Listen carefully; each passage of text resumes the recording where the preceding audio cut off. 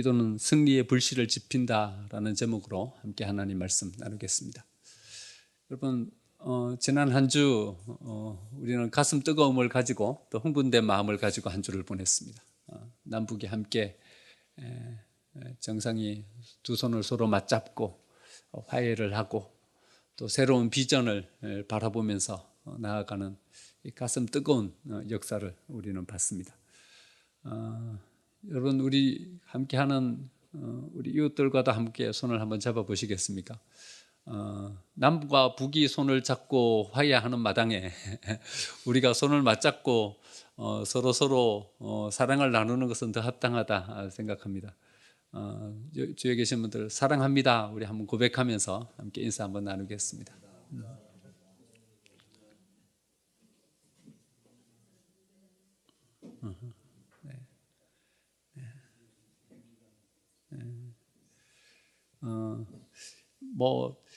여러 번 쏟아가지고 또 이번에 판문점 선언해놓고 또 딴 일 벌이면 어떡할까 마음에 좀 이렇게 우려스러운 마음도 없잖아 들긴 한데 이번에는 좀 진심이 느껴지지 않습니까?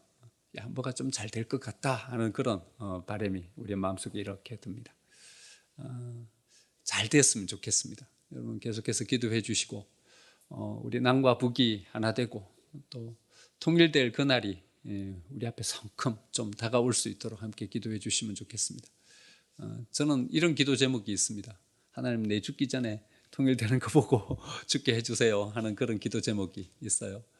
여러분, 우리 통일되고 저 북한 땅에 교회가 세워지고 나아가서 함께 예배하고 하나님을 찬송하는 그날이 하루속히 우리 앞에 다가올 수 있도록 함께 기도해 주시면 좋겠습니다. 우리 4월 한 달 동안 우리 예수님의 부활에 대한 이야기를 함께 나누고 있습니다. 예수님 죽음을 이기시고 부활하셨습니다. 승리하셨죠.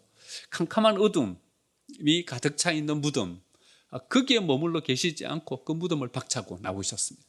사람들이 조롱하고 또 가시면류관을 씌우면서 십자가 앞에서 조롱하는 그 부끄러움의 자리, 거기 계시지 않고 부활하시고 승리하셨습니다. 하나님은 예수님을 그렇게 부활하시고 승리하게 해주셨듯이 우리도 이 세상 가운데 승리하는 하나님의 백성으로 세움받기를 간절히 바라고 계십니다. 하나님은 하나님의 백성들이 패배하는 것을 원치 않으십니다. 우리가 승리하기를 원하십니다. 세상에 지는 것을 원치 않으십니다. 우리가 이 세상 가운데서 승리하기를 바라고 계십니다. 승리하기 위해서 우리는 힘이 있어야 합니다. 여러분, 우리 앞에 놓여진 문제가 문제되는 이유가 무엇입니까? 그것은 그 문제를 해결할 수 있는 능력이, 힘이 우리에게 없기 때문에 그것이 우리에게 문제가 되는 것입니다. 카드 결제일에 문제가 되는 것은 우리 통장에 잔고가 없기 때문에 카드 결제일이 문제가 되는 것입니다. 우리가 해낼 수 있는 일, 그 모든 일들이 우리 앞에 문제로 다가오는 것은 그것을 이룰 수 있는 능력이 내게 없기 때문에 그것이 문제가 되는 것입니다. 풀 수 있는 능력의 한계를 벗어난 모든 일들이 우리 앞에 닥쳐서 그것 때문에 우리가 고전하는 이유는 그것을 풀어낼 수 있는 지혜가 우리에게 없기 때문에 그런 것입니다. 여러분, 이 모든 문제 앞에서, 모든 어려운 환경 앞에서 우리가 승리하기 위해서는 우리가 힘을 가질 때 비로소 이 모든 것들을 이기고 승리할 수 있게 됩니다. 힘은 어디서부터 오는 것입니까? 하나님이 우리에게 공급해 주시는 것입니다. 하나님 앞에 설 때 우리는 하나님으로부터 임하는 이 힘을 가지고 승리하는 백성으로 우리의 삶을 세워갈 수 있습니다. 두 번째로 한번 생각해 본 것은 안식일과 주일의 의미를 구분해서 한번 생각해 봤습니다. 안식일은 한 주가 끝나는 날입니다. 그래서 쉬는 것입니다. 근데 주일은 쉬는 날이 아닙니다. 주일은 지난주 살아왔던 모든 삶을 이제는 중단하고 지난주 마음속에 가졌던 여러 시련과 아픔의 시간 이제 끝내고 지난주 우리의 마음 가운데 가졌던 어떤 미움과 시기 또 여러 사람들 앞에서 당했던 패배와 여러 가지 어려운 삶 이제는 끝내고 부활의 승리, 그 영광 가운데 서신 예수님과 함께 한 주를 새롭게 시작하는 날입니다. 주일 예배의 의미가 새로운 시작이다, 죽음을 이기시고 부활하신 그 승리의 예수님과 함께 시작하는 날, 그날이 바로 주일이다. 이렇게 한번 생각해 봤습니다. 세 번째는 예수님의 십자가는 마귀를 이기고 인류를 죄에서 이끌어내기 위한 하나님의 전략이다. 우리가 승리하기 위해서는 하나님처럼 전략을 가지고 우리의 삶을 살아야 된다. 이렇게 한번 생각해 봤습니다. 그냥 열심히 살아가는 것이, 건면하게 성실하게 살아가는 것이 승리의 비결이 될 수 없다는 것입니다. 여러분, 우리가 그냥 성실하게 살아라, 땀 흘리면서 열심히 살아라, 이렇게 교육받은 것은 식민지 교육사관입니다. 그 사람들이 우리 부려먹기 위해서 그래 교육한 것입니다. 군부 독재가 저항하지 않는 백성으로 키워가기 위해서 근면, 성실, 이것을 강조했습니다. 승리하는 백성으로 살아가기 위해서는요, 이 세상을 이끌어가고 리더하는 백성으로 살아가기 위해서는요, 그냥 근면, 성실 여기에만 머물러서는 절대로 우리는 이 세상을 리더하며 이끌 수 있는 백성으로 살아갈 수 없습니다. 전략을 가져야 합니다.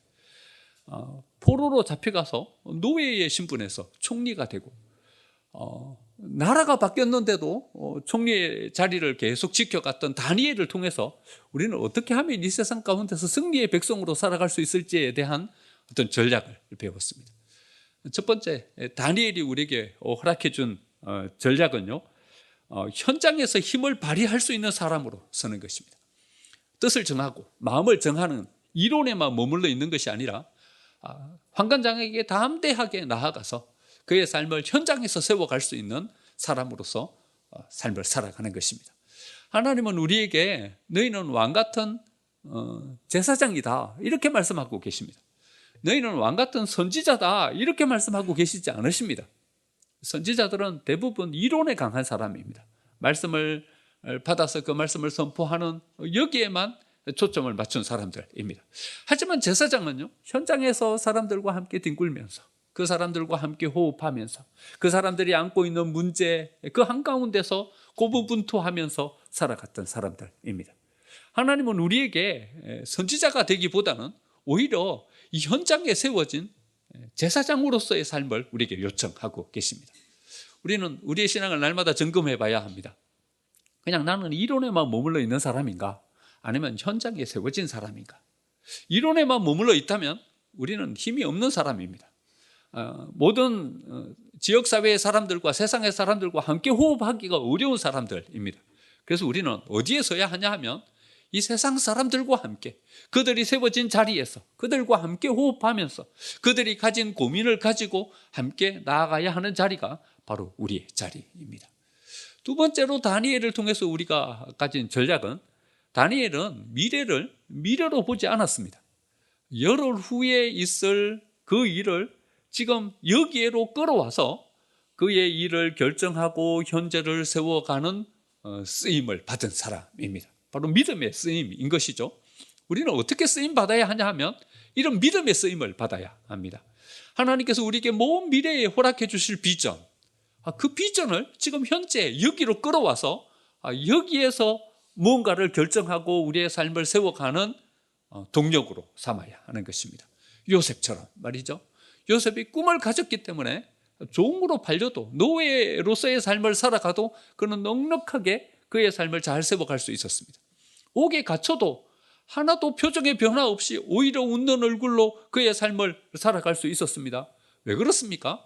하나님께서 그에게 허락해 주신 꿈이요, 먼 미래에 이루어질 꿈이지만 그 꿈을 지금 현재 여기에로 끌어당겨서 여기에 내가 세워지고 여기에 살아갈 수 있는 힘으로 요셉을 세워가고 있었기 때문에 그는 어려운 환경 속에서도 굴하지 아니하고 그의 삶을 세워갈 수 있었던 것입니다. 여러분, 열심히 살아가는 것, 근면하게 살아가는 것, 그것으로 우리의 인생을 승리의 삶으로 세워갈 수 없습니다. 전략이 있어야 합니다. 우리의 모든 삶을 바라볼 수 있는 안목을 가질 때 비로소 우리의 삶을 승리의 삶으로 살아갈 수 있게 되는 것입니다. 이제 오늘 저는 마지막으로 예수님께서 우리에게 허락해 주신 승리의 전략을 함께 나누려고 합니다. 예수님은 이것을 통해서 무덤에 갇혀 계시지 아니하고 부활하신 능력으로 세워지실 수 있었습니다. 예수님은 이것을 통해서 오히려 십자가를 지고 가시는 그 길에서 십자가를 냅다 내던지시면서 나 이거 못 지겠다 하면서 십자가 지는 것을 중단하지 않으실 수 있었습니다. 십자가 위에서 사람들이 막 예수님을 향해서 조롱하면서 나아갈 때요, 네가 메시아이면 거기 위에서 뛰어내려와 봐라. 예수님을 조롱하며 나아갈 때 예수님 뛰어내려오지 않으시고 끝까지 그 십자가 위에서 매달려 계시면서 인류를 구원하는 역사를 이루실 수 있었습니다. 예수님이 이렇게 모든 것들을 이룰 수 있었던 힘이 어디서 나온 것입니까?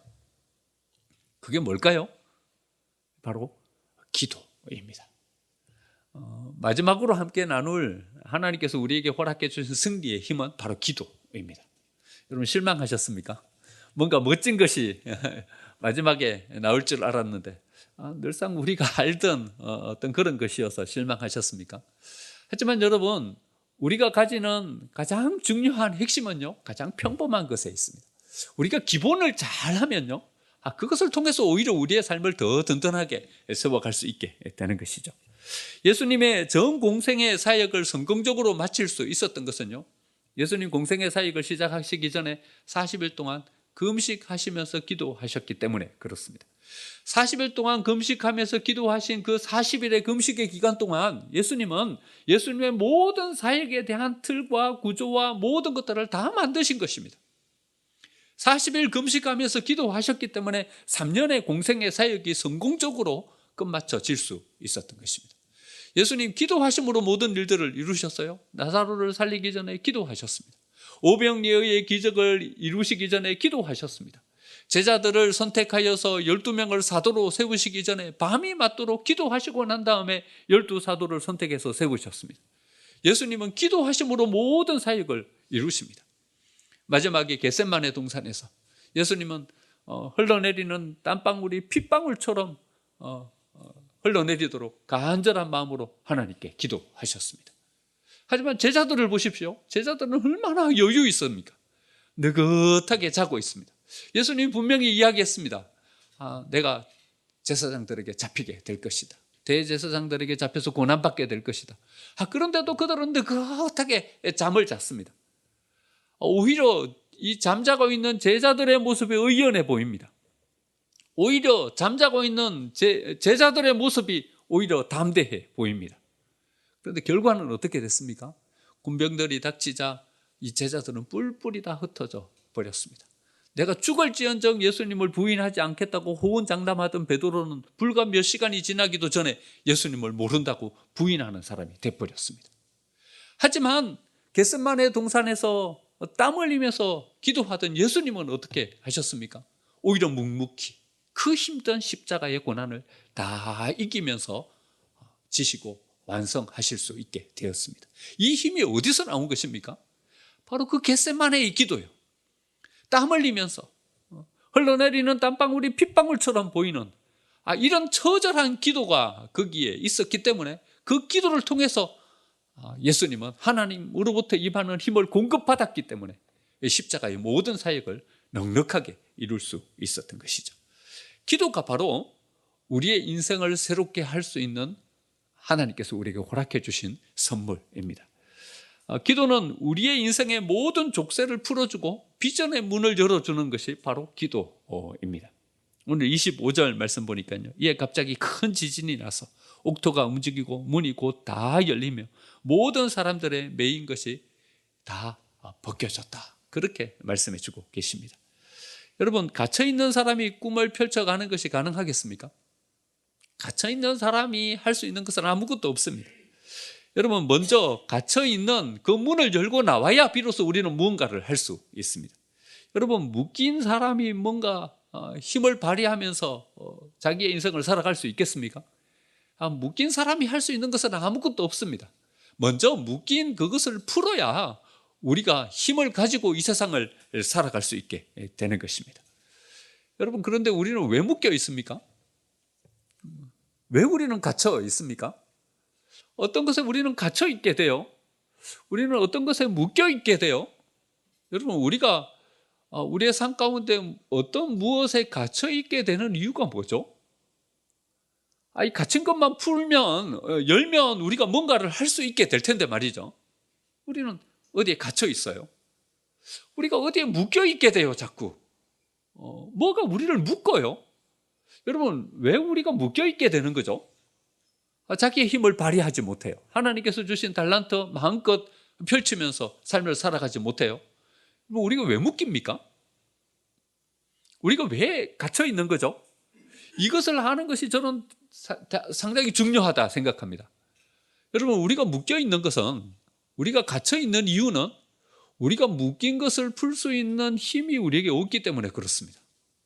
닫힌 문을 열 수 있는 능력이 우리에게 없기 때문에 우리는 거기에 갇혀 있을 수밖에 없는 것이죠. 그런데 하나님은 우리가 닫힌 모든 것을 열 수 있는 힘을 공급받을 수 있는 통로를 우리에게 허락해 주십니다. 묶인 모든 것을 다 풀고 나아갈 수 있는 힘을 공급받을 수 있는 통로를 우리에게 허락해 주고 계십니다. 그게 뭡니까? 그게 바로 기도입니다. 기도는 그냥 단지 하나님 앞에 나와서 어떤 형식을 갖추어서 하나님께 드리는 예식이 아니라 하나님께로부터 임하는 능력과 권능, 그것이 바로 우리에게 임하는 시간, 그것이 바로 기도의 시간인 것입니다. 바울이 옥에 갇혔을 때 그는 기도했습니다. 그는 묶여서 꼼짝도 할 수 없었습니다. 하지만 그는 하나님 앞에 간절한 마음으로 기도했습니다. 기도했더니 지진이 나고 옥토가 움직이고 닫힌 모든 문이 열리고 묶인 모든 것이 다 풀려지게 되었습니다. 여러분들의 삶 앞에 문이 닫혀 있습니까? 그래서 뭐가 잘 안 되십니까? 여러분, 기도하십시오. 기도하시면 여러분들의 문이 열립니다. 여러분들이 뭘 하려고 해도 족쇄가 여러분들의 발을 붙잡습니까? 능력의 한계, 재정의 한계, 지혜의 한계, 암기력의 한계, 이 한계가 자꾸 여러분들의 발목을 붙잡습니까? 여러분, 그것을 끊고 나아갈 수 있는 힘은 바로 기도를 통해서 여러분들에게 임하는 것입니다. 여러분, 기도하십시오. 기도하면 여러분들의 발목을 붙잡는 모든 족쇄를 풀고 여러분들은 마음껏 이 세상 가운데 여러분들의 능력을 발휘하면서 여러분들의 삶을 살아가실 수 있게 될 것입니다. 하지만 환경, 또 우리가 가지는 한계뿐만 아니라요, 우리 스스로도 우리를 가두고 우리를 한계 짓는, 그래서 더 이상 이 밖으로 못 나아가게 하는 것들이 있습니다. 환경이 아닌데 말이죠. 우리의 어떤 소유나 능력이 아닌데도 말이죠. 또 하나 우리를 거기에 가두고 거기 밖으로 나아가지 못하게 하는 것이 있는데, 그것은 바로 우리의 자존심입니다. 자존심 때문에 우리는 기도하지 못합니다. 우리는 스스로 이렇게 생각합니다. 내가 이거 할 수 있는데 뭐 굳이 나아가서 기도할 필요가 있겠는가, 이렇게 생각합니다. 가만히 보니까 내 능력으로도 어느 정도 실마리를 가지고 이걸 풀 수 있는데 내가 굳이 기도하러 나아가서 이걸 가지고 하나님 앞에 기도할 필요가 있겠는가, 이렇게 생각합니다. 열심히 하면 되는 것이지, 열심히 공부하면 되는 것이지, 열심히 찾아보면 되는 것이지, 그걸 굳이 하나님 앞에 나아가서 기도함으로 이 모든 것들을 이룰 필요가 있겠는가라는 생각을 가집니다. 자존심입니다. 자존심이 우리는 하나님 앞에 나와서 기도하지 못하게 합니다. 여러분, 꿩농장을 가보신 적이 있으십니까? 저는 꿩농장을 가본 적이 있습니다.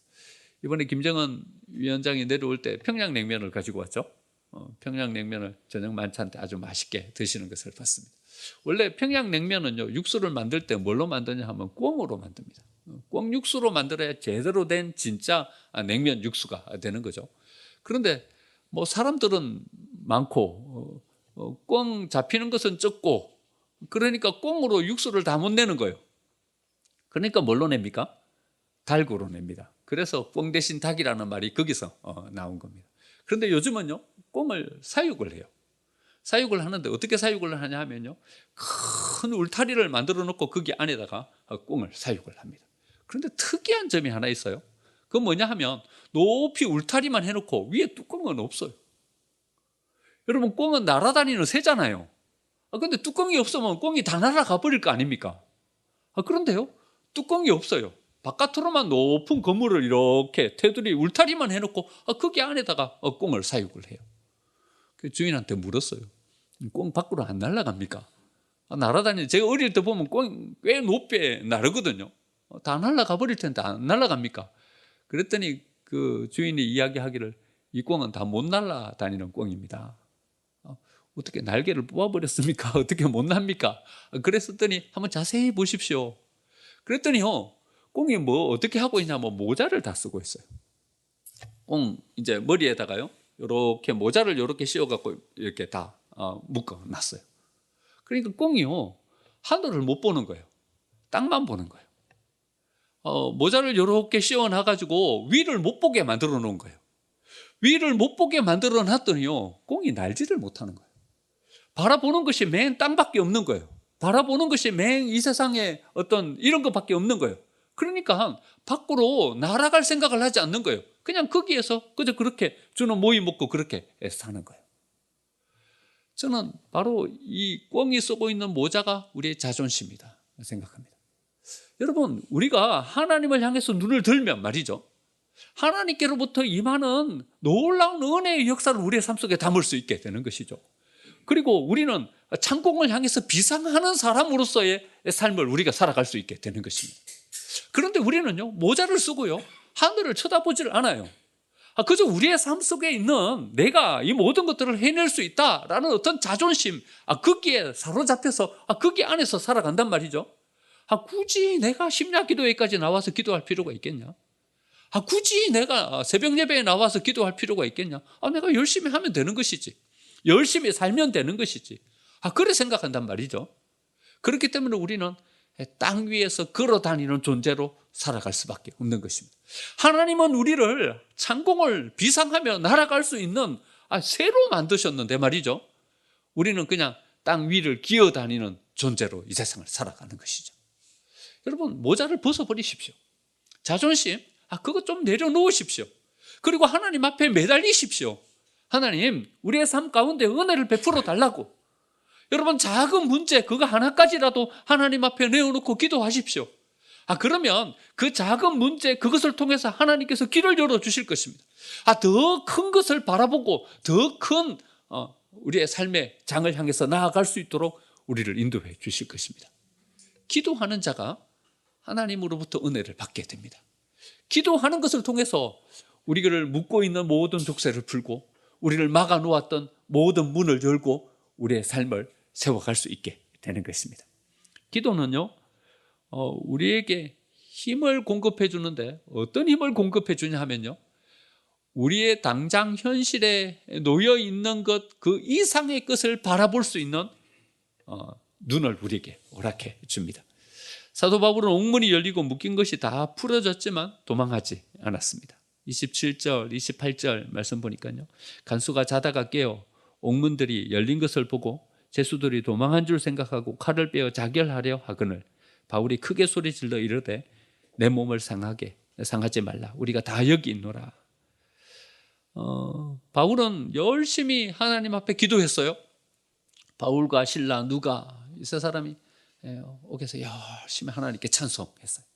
그러자 지진이 나고 옥토가 흔들리면서 묶인 것이 다 풀어지고 옥문이 열려버린 거죠. 여러분, 하나님께서 응답을 해주신 거죠. 우리 이 부분 성경의 파노라마 시간 수요일 날 한번 묵상해 본 적이 있습니다. 하나님께서 문을 열어주신 거죠. 그럼 하나님께서 문을 열어주시니까 어떻게 해야 됩니까? 이제 옥문에서 나와서 도망해야 하는 것입니다. 하나님께서 문을 열어주셨으니까요.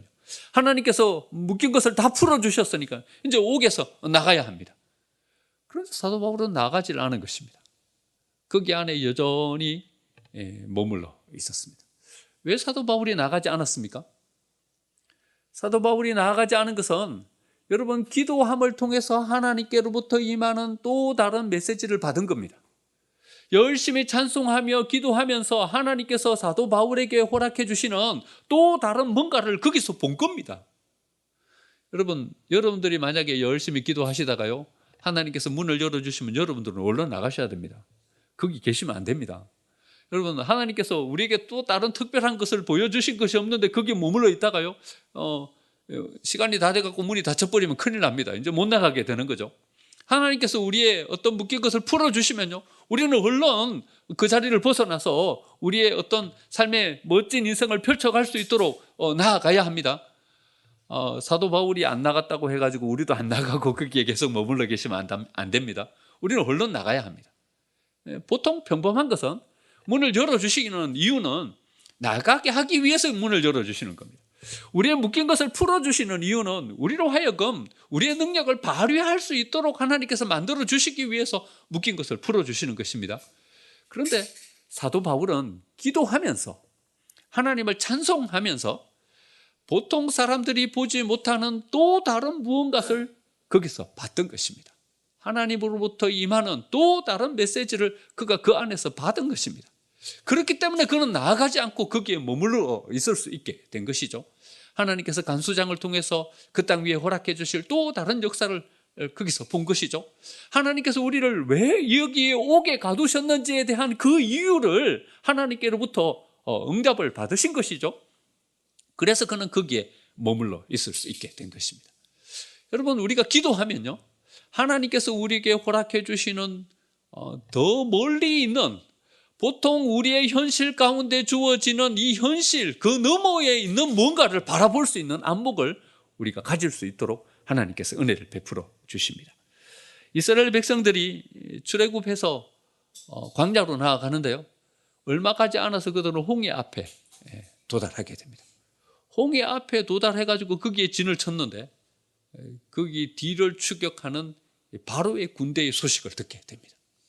좌우에는 산맥들이 이렇게 가로막혀 있고요, 앞에는 홍해가 가로막혀 있고요. 그런데 뒤에서는 바로의 군대가 추격한다는 얘기를 듣게 됩니다. 진퇴양난의 위기에 그들이 봉착했습니다. 이때 모세는요, 담대하게 이스라엘 백성들에게 나아가서 이렇게 이야기합니다. 출애굽기 14장 13절 보니까요, 모세가 백성에게 이르되 너희는 두려워하지 말고 가만히 있어서 여호와께서 오늘 너희를 위하여 행하시는 구원을 보라. 너희가 오늘 본 애굽 사람을 영원히 다시 보지 아니하리라. 여호와께서 너희를 위하여 싸우시리니 너희는 가만히 있을지니라. 담대하고, 모세는 어떤 배짱으로 이런 말을 하는 걸까요? 여호와께서 오늘 너희를 위하여 행하시는 구원을 보라. 큰 소리로 외칩니다. 오늘 본 애굽 사람을 너희가 다시는 보지 못하리라. 이렇게 외칩니다. 여호와께서 너희를 위하여 싸우시리니 너희는 가만히 있어라. 이렇게 외칩니다. 여러분, 모세가 어떤 배짱으로 이런 이야기를 하는 거예요? 어떻게 이렇게 담대하게 말할 수 있었던 거예요?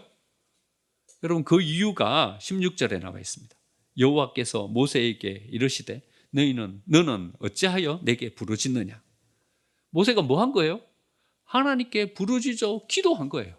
기도했더니 하나님께서 어떤 응답을 주셨냐 하면, 이스라엘 자손에게 명령하여 앞으로 나아가게 하고 지팡이를 들고 손을 바다 위로 내밀어 그것이 갈라지게 하라. 이스라엘 자손이 바다 가운데서 마른 땅으로 행하리라.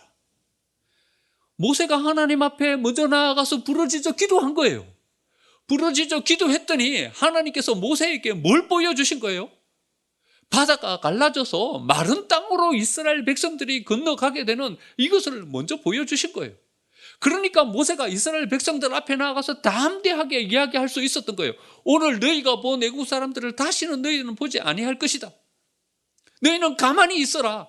하나님께서 너희를 위하여 싸우신다. 담대하게 말할 수 있었던 거예요. 여러분, 우리가 이 세상 앞에 담대할 수 있는 힘은 어디서 나오냐 하면요, 바로 기도함을 통해서 하나님께서 그 기도의 자리에서 우리에게 보여주고 계시는 하나님의 그 응답을 우리가 받을 때 우리는 이 세상 앞에서 담대할 수 있는 것입니다. 왜 우리는 환경에 의해 가지고 우리의 삶이 뒤죽박죽 엉망이 되어버립니까? 이스라엘 백성들은 왜 홍해 앞에서 하나님을 원망하면서 모세를 돌로 치려 했습니까? 앞에 놓여져 있는 홍해밖에 못 봤기 때문에 그렇습니다. 좌우로 늘어선 산맥을 바라보니까 기가 막힌 거예요. 뒤에서 전차를 이끌고 그들을 추격하고 있는 바로의 군대를 바라보니까 간담이 서늘해져 버린 거예요. 여러분, 우리가 기도하지 않으면 환경밖에 안 보입니다. 앞에 놓여 있는 홍해밖에 안 보입니다. 뒤에서 추격하고 있는 바로의 군대밖에 안 보입니다. 하지만 기도하면요, 하나님 앞에 부르짖으면요, 하나님께서는 우리에게 뭘 보여주시냐 하면요, 마른 땅으로 홍해를 건너게 되는, 홍해를 갈라주시는 하나님의 은혜의 역사, 그것을 바라보면서 우리는 나아갈 수 있게 되는 것입니다. 여러분, 기도하십시오. 기도하면 하나님께서 우리의 인생 가운데 보여주시는 우리의 환경, 그것을 넘어서 그 밖에서 우리 속에 역사해주고 계시는 하나님의 은혜의 역사를 우리가 바라보면서 나아갈 수 있게 되는 것입니다. 여러분, 우리는 하나님이 주신 꿈 때문에 흥분하고요, 하나님께서 우리에게 허락해 주시는 그 비전의 성취, 그것들을 바라보면서 우리는 행복해하고 소망 가운데 우리의 삶을 살아갑니다. 하지만 우리는 단 한 명의 예외도 없이 우리의 불청객을 만나게 되는데, 그것은 좌절과 절망이라는 불청객을 만나게 됩니다. 여러분, 우리의 인생을 성공적으로 살아드리는 것은요, 우리 가운데 허락해 주시는 평안의 때, 그것을 잘 누리지 못해서 우리가 우리의 삶을 성공적으로 살아가지 못하는 것은 아닙니다. 우리가 우리의 인생을 성공적으로 살아가지 못하는 이유는요, 좌절과 절망의 때에 그 좌절과 절망을 극복하지 못하기 때문에 우리의 인생이 실패의 인생으로 끝나버리고 마는 것입니다. 여러분, 우리 앞에 닥친 좌절과 절망의 때 어떻게 극복할 수 있겠습니까? 어떻게 이길 수 있겠습니까? 하나님께서 우리에게 허락해 주신 은혜를 공급받을 때, 하나님께서 우리에게 허락해 주시는 힘을 공급받을 때 비로소 우리는 이 좌절과 절망의 때를 극복하면서 이겨갈 수 있게 되는 것입니다. 좌절과 절망, 이것을 극복할 수 있는 통로가 바로 기도입니다. 우리는 기도할 때 하나님께서 우리에게 허락해 주신 은혜의 역사, 그 한가운데로 나아갈 수 있게 되는 것입니다. 여러분, 기도하십시오.